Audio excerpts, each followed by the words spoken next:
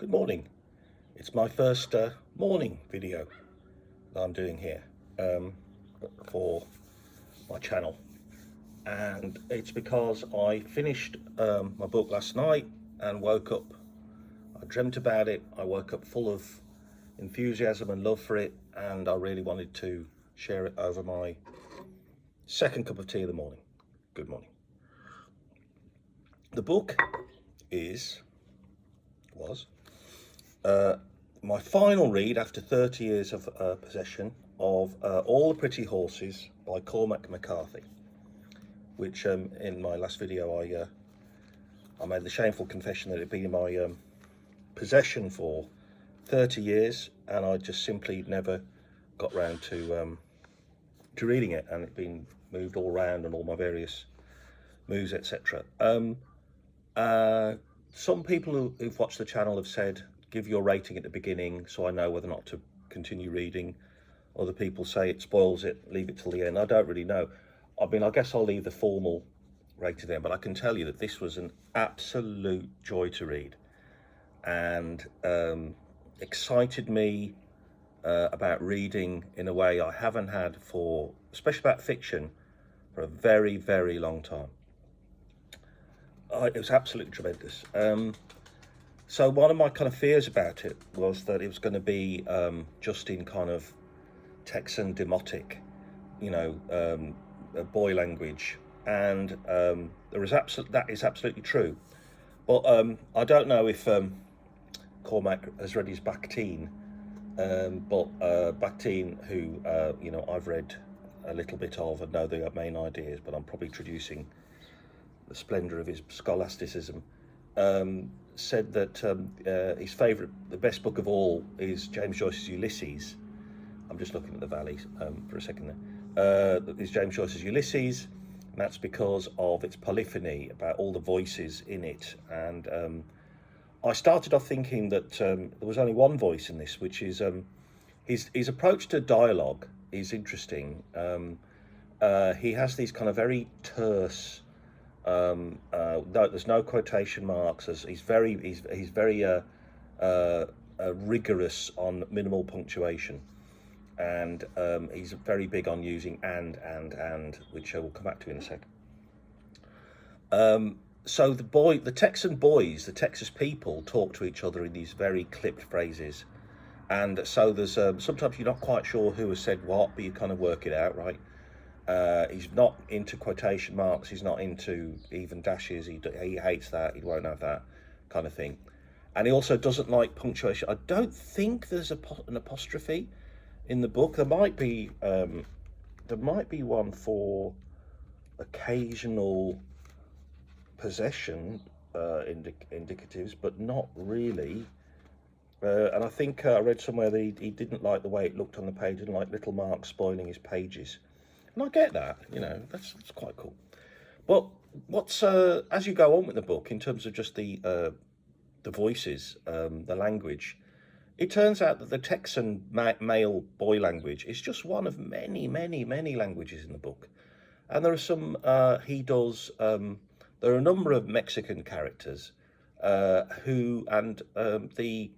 the passage with the aunt is is absolutely a tour de force of language, of history, of someone talking about their life in the round, and it's so completely. And he's got all these different. He's able to do these the conversations within the prison, with the captain, with the judge. That's in Texan. They're very, very different, and I thought that was really, really, really good, the way he brought all these different people to life. I thought, and societies to life. That was excellent. But that's only one part of the language he's doing in the book, because now what made me think, I spotted very early on. I'm not a genius, right? Don't give me any credit here. That he was into his Joyce, and this is page 4 of the story. He's doing the Joycean created words. There was an old horse skull, one word, in the brush, and he squatted and picked it up and turned it in his hands. He squatted in the long light holding it, the comic book teeth. the muted run of sound in the brain box, and that's all the way through. But that's just one trick of language that that McCarthy's using. I thought at sometimes, I mean, I thought about the parallels between this and a book of speculative fiction, because in science fiction, and I don't read fantasy apart from Tolkien, as you know, you often find yourself in a kind of totally alien landscape with all these kind of words coming at you all the time, and you kind of have to sort of go with it, and eventually, if it's done well, this is going to make.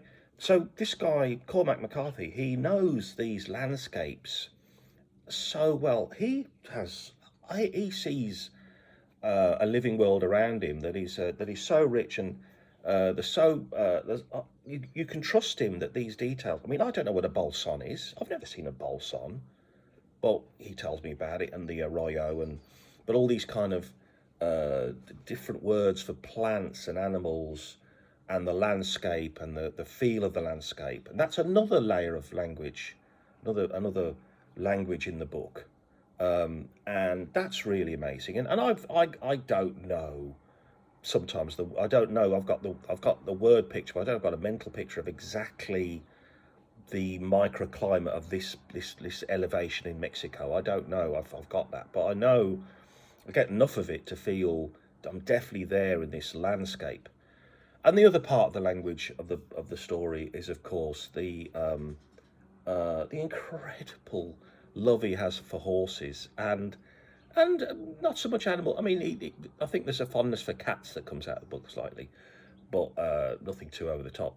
But just the horses and the livingness of horses, and their physicality, and their souls, and their movements, and their personalities, and love of horses actually sparks one of the kind of and I'm not going to do spoilers, one of the kind of, the defining act of the third act, really, fourth act maybe, third act, incredible. And beyond that, you've also got, and I also wondered if it was going to be a little bit guy-y, right? I thought it was going to be a little bit tough blokes together, and without question, John Grady Cole is a tough guy, and Rawlins is a tough guy. But their interaction, their banter is so well done, and the whole character of little Jimmy Blevins is done so well, and their kind of almost quite strange language and kind of strange way of talking to each other. There's some parts of their early journey which are so funny, right? It's just very, very, very funny, and weird and comical, and I love that as well. And it's I said I was going to say about and I'm not looking for a professorship in English if I tell you this man's read his Hemingway, he's read his Faulkner, he loves his Joyce. But I also think, I might be going out on a limb here, I think he quite likes his Ray Bradbury too. And I think famously, McCarthy before the 90s never sold more than this book, in fact, which is his breakout book, he never sold more than 5,000 copies of any of his hardbacks, right? So I don't think he made it a paperback, right? So it's very unlikely Bradbury read him, but he's very likely to read Bradbury. And I thought there was something about Bradbury in there as well. Bradbury's very into the and the kind of that sonorous prosody, kind of building of nature kind of thing, and also sudden shifts of emotion and tone. So I think a little bit of that in there as well. I think that's no bad thing at all. So, but it's very much is it a Western? Now, you see, I love the film genre Western, to some extent, I suppose. Well, yes, Deadwood is fantastic. That's very postmodern, isn't it? So the classical TV Western would be something like The Virginian, which I never particularly fancied. Alias Smith and Jones, I liked. Loved it. At the time, it was perfect telly. I love Kung Fu. That's very much a Western. And so, but I mean, I'm thinking more of the kind of your classic 1950s, 1960s westerns, and of course I love Unforgiven and all pretty much all of uh, um, Clint Eastwood's western movies. I think Pale Rider is an excellent film that is worth a rewatch now and again. But my point is that I've never read westerns as a literary genre. No, never had any particular appeal for that. My dad loved the TV adaptation of Lonesome Dove, and I have kind of picked that up in bookstores, and I do think it's a book I do want to kind of try and take on at some point. It does look genuinely good, but I've never read. I think it's Alasdair Gray is the kind of classic guy in this. I wonder what the hell I did there. Uh, but so I guess it's a western in that sense. I mean, he's certainly Grady is a cowboy, isn't he? Rawlins and Grady are cowboys, and they have a cowboy adventure, but it's not in any way a cliche. There's tremendous violence in here, and gunplay, and murder and all that kind of stuff, which is but that's not western, is it? Particularly that's universal. And I think yes, it is a very male book, I'd say. The two female characters are, I think, very well drawn. It is also of all the other things it's an incredible love story as well, heartbreaking. And this little I don't think that's a spoiler particularly. Hello, fuck off, what? Sorry for the swear. He saw very clearly how all his life led only to this moment, and all after led nowhere at all. He felt something cold and soulless enter him like another being, and he imagined that it smiled malignly, and he had no reason to believe that he would ever leave. Well, I never felt that specific thought when I had heartbreak, and he's only 16 as well, which is an amazing. But that is an incredible piece of writing, as is this. No, sorry, I've finished. So, yes, I think it's a very, very male book, but I do think the two female characters are incredibly well done, and the love story is believable, and romantic and erotic, and feels very, very, very real. I felt very Hemingway.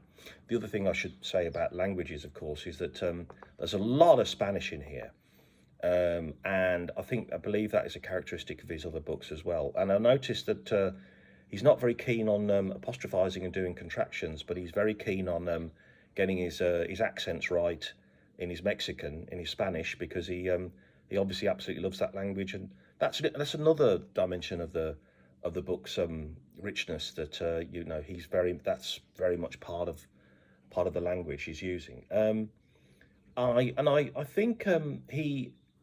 think it's an incredible style. I wanted to read this. I think he's quite representative. Although the night was cool, the double doors of the Grange stood open, and the man selling the tickets was seated in a chair on a raised wooden platform just within the door, so that he must lean down to each in a gesture akin to benevolence, and take their coins and hand them down their tickets, or pass upon the ticket stubs of those who were only returning from outside. Now that's when I did my creative writing course, one of the kind of constant themes was don't make the reader work, which I never ever really bought into. I mean, and that is I think my peers and maybe my writing teacher would have said that sentence is far too long and get to the point, but that's not what he's doing, is it? He's describing and making real, and the detail is important. And in that same passage, I won't read out the whole thing, he gets on to we have grain pallets, bandshell. I don't know if bandshell is a real word. I think I know what he means. Fruit cans. The mouths of the cans were lensed with tinted cellophane, and they cast upon the sheeting a shadow play in the light and smoke of antic demon players, and a pair of goat hawks arced, chittering through the partial darkness overhead.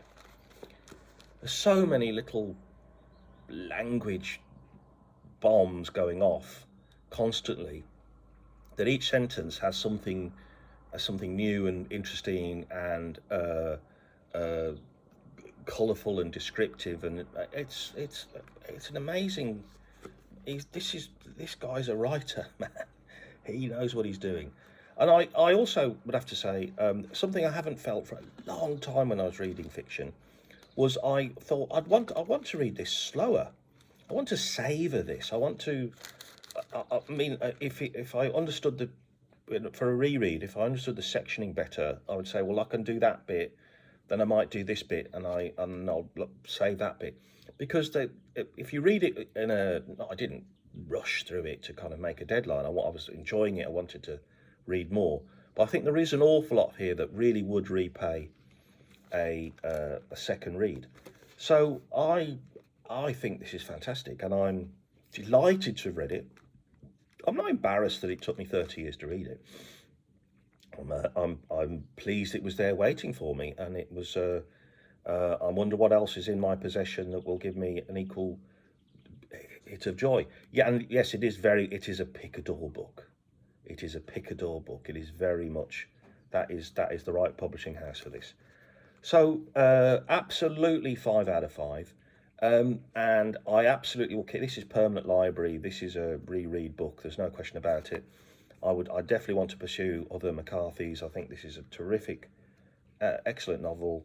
But I will have a slightly new category, a lend, because I can think of a couple of people who I'd love, if they've not read it already, I could easily lend them to. I'd be really interested in what they had to say about it. So, excellent book, Cormac McCarthy, All the Pretty Horses, first part of the Border trilogy, I believe.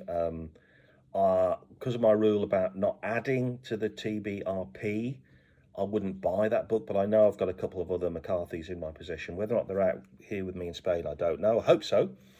And I will, but I'm not really, kind of my rule is I want to sort of just pick stuff off the pile one by one, not search through, because I think that's kind of slightly against my project's guiding philosophy. So that's that. Love that. I'm going to tell you my next book, which is Poor Things by Alasdair Gray. Now, I picked this up in the spring because I wanted to read it before I saw the movie. And I did start it, but I didn't get that far.